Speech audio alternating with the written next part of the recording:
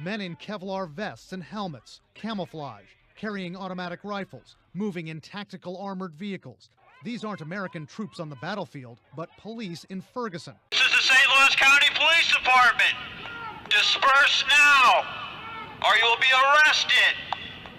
One observer says he thought he saw police in an MRAP. An MRAP is a mine-resistant ambush-protected vehicle. It's built to withstand armor-piercing bombs. This is not something that we need in American communities.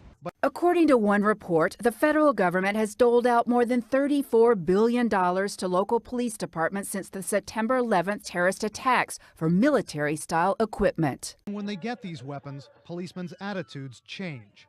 Bring it! Police in these towns are getting much of this combat equipment free of charge from the Pentagon. The Defense Department says just in 2013, nearly $450 million worth of military equipment was given to law enforcement.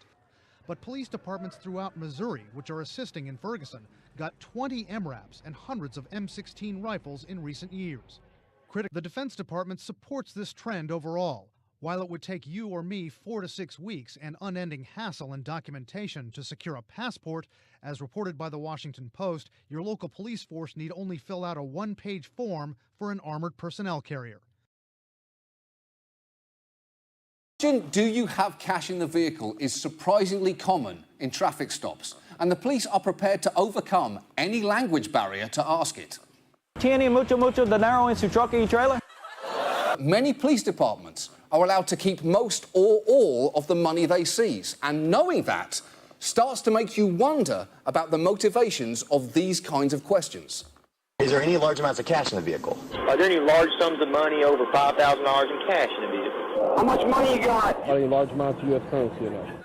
I'll take whatever cash you got in there, and is that a Slurpee in the cup holder? What flavour? Grape? Never mind. Do you know what? I will take it. I'll take it. Without a law degree, everyone here knows that purchases of kegs of beer, margarita machines, and bottles of Crown Royal for office parties, as was done in Montgomery County, don't qualify as expenses for official purpose. Side forfeiture funds. You know, it's usually based on a need. Well, I'll take that back. Discretion, though, I'd imagine you sign off on.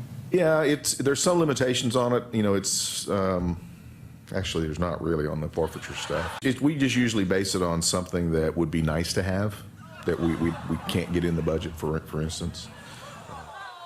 So, you know, we try not to use it for things that we need to depend on, you know, because we need to go ahead and have those purchased. But it's kind of like pennies from heaven, you know, it gets you a toy or something that you need, is the way we typically look at it.